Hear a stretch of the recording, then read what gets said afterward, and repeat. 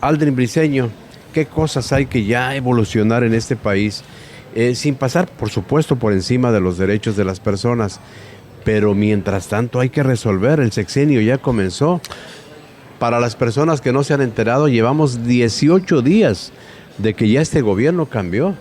Definitivamente, José Luis, tanto, y ha cambiado tanto a nivel municipal, a nivel estatal, y ahora vamos a hablar también de este cambio que se ha dado a nivel federal a partir de este último 1 de octubre que hemos pasado. Y yo creo que es importante porque si bien el diferendo continúa por parte del gobierno federal haciendo esta transformación tanto al Poder Judicial, que puede tener muchos calificativos, José Luis, pero no nos podemos olvidar, y creo que ha tenido también luces interesantes. ¿Por qué? Porque se ha visto una unión mucho más clara como parte de los trabajadores o por parte de los trabajadores del Poder Judicial de la Federación. También ha existido esta conciencia que como trabajadores tienen que defender sus derechos y que evidentemente pueden manifestar su posición con respecto a lo que viene de la reforma.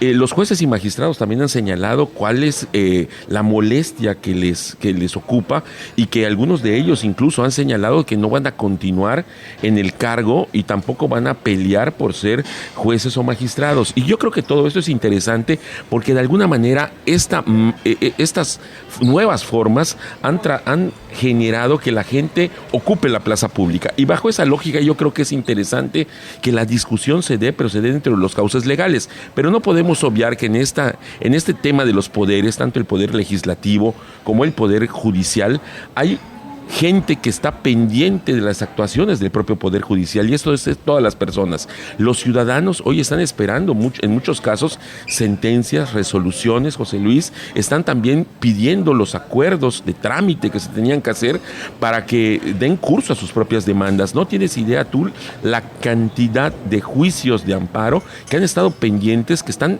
parados y que simple y sencillamente están esperando el sueño de los justos.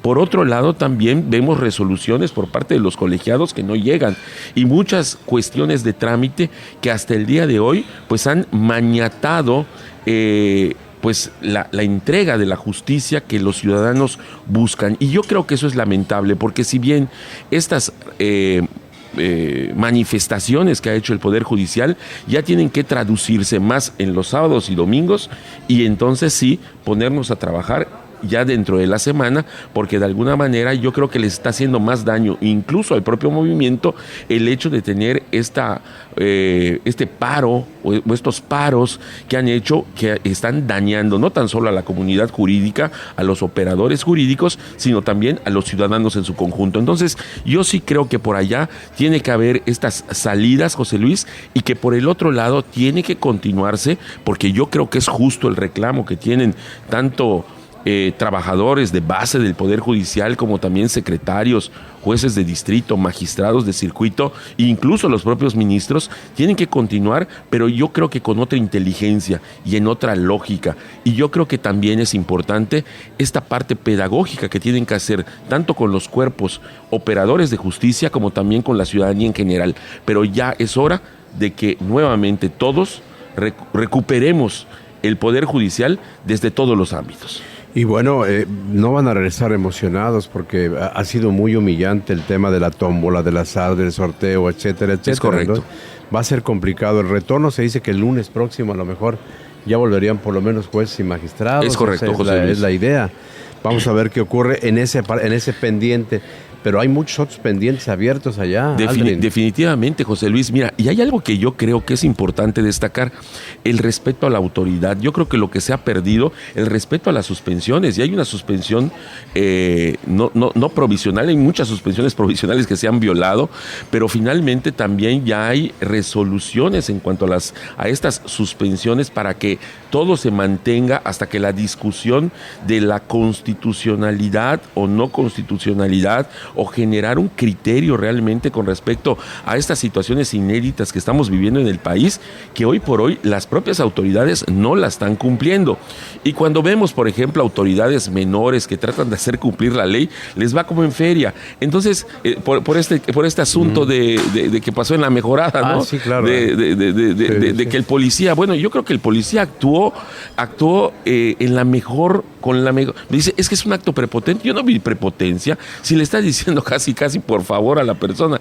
Entonces, pero yo creo que... Y pedirle a la autoridad que no reaccione a bote pronto, es decir, analicen las cosas. Yo creo que, ¿cuál fue la actuación de...? Pero por el otro lado, tiene que haber también, José porque Luis... si tú le respondes a contentillo, como tú le llamas, en redes sociales... Exacto. Y te sumas a la pelotera de descartar o afirmar una cosa, estás cayendo en un juego perverso. Todas las personas tenemos que respirar y entrar a un proceso de reflexión en cualquier decisión. De prudencia, en cualquier decisión, José Luis. Es una palabra ausente en el diálogo nacional. La más mínima. Sí, porque ahorita vemos reacciones. Siempre. Toda la gente está reaccionando. El presidente en la mesa del Senado reacciona. La gente no cuida sus discursos. Tú estás observando lo que está pasando en Cámara de Diputados, en Cámara de Senadores. La gente no prepara los argumentos del discurso, sino que se paran en la máxima tribuna del país, José Luis, solamente a decir lo que le sale del hígado. Incluso, y las discusiones no pueden ser así. Incluso en las entrevistas de radio, tú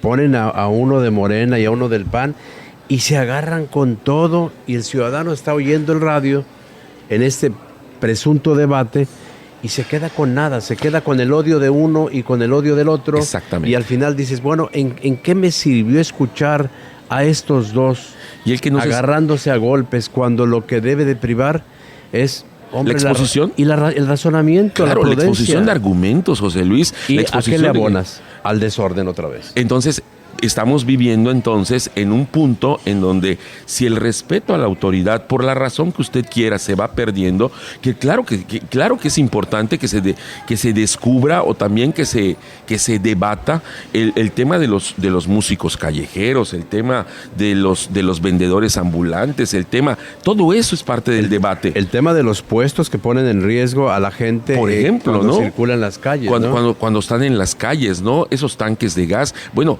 ¿dónde están los inspectores cuando estamos hablando de comercio? ¿Dónde están los inspectores cuando estamos hablando de espectáculos? Bueno, ahí es el punto, porque es el punto en donde podemos ponerle orden a esta ciudad y no se nos puede ir de la mano. Pero ¿qué es lo que sucede? La gente tiene toda esta carga pedagógica de lo que escucha en la radio, de que lo que ve en la televisión, lo que ve en redes sociales, que son diálogos de sordos, porque no hay argumentos de fondo, porque no se habla más allá de aquello que quiero hacer y nos concentramos en una discusión, pero no nos concentramos en escuchar las razones del otro. O sea, seguimos apostando a estar indignados por lo que sucedió hace 500 años y eso acapara.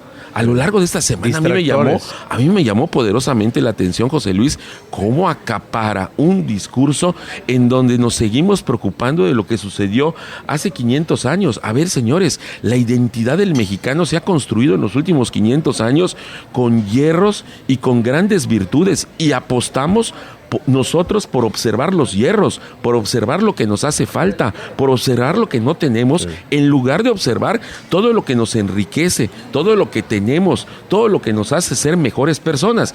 Y esto se utiliza de una manera burda cuando seguimos observando, José Luis, algo que va descontextualizando lo que nosotros tenemos que tener como una sociedad. Seguimos viendo descabezados, muertes, homicidios, que son parte de la realidad. Finalmente, los temas coyunturales no son abordados. Sí son, pero no estamos hablando de salud, no estamos hablando de educación, no estamos hablando de seguridad, no estamos hablando de esos temas que sí nos impactan, y no estamos hablando de economía.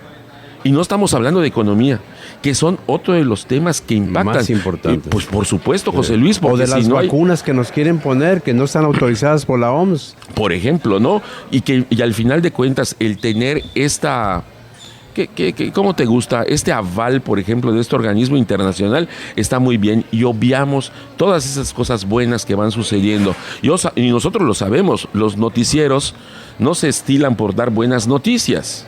El noticiero de las buenas noticias, ¿qué cree usted? No tuvo rating, no tuvo audiencia, porque la gente de alguna u otra manera, también compra pleito. También compra el pleito. Perfecto. Y estamos precisamente aunados a este pleito que yo creo que debe de terminar. ¿Y cómo va a terminar? Cuando haya una opción, porque la gente es inteligente, eso es sin lugar a dudas, cuando hay una opción en donde la gente, en donde usted que nos escuche, valore el argumento y entiende el discurso. Aldrin Briceño, muchas gracias.